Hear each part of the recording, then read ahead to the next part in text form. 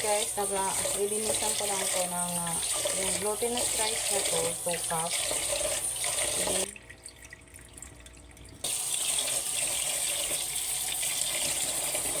So ngayon, 1 sachet, kalahating cup.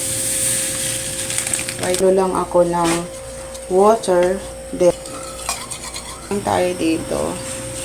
Haluin lang natin ito. Matunaw yung sugar. Kumulo na.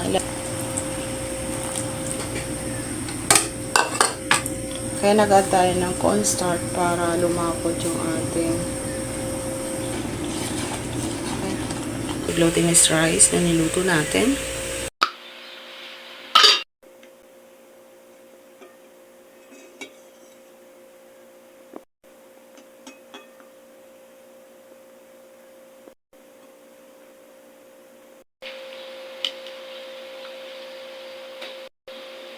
Ito yung ginawa kong sauce.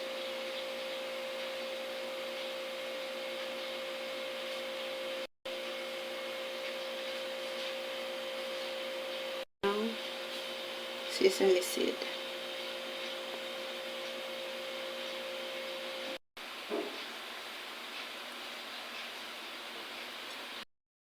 Crave ako niya. Sarap.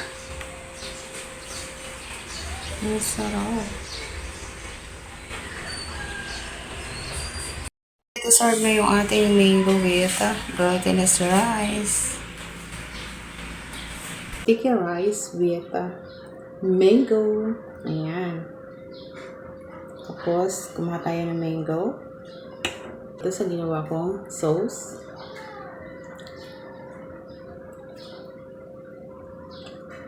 Wow. Delicious. Perfect this one. Yummy niya. Tapos,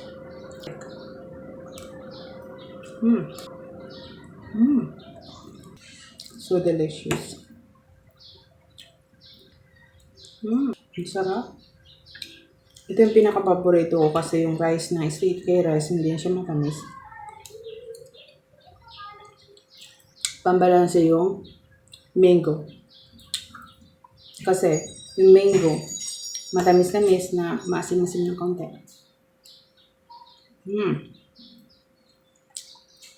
Delicious. I love mango. Mango.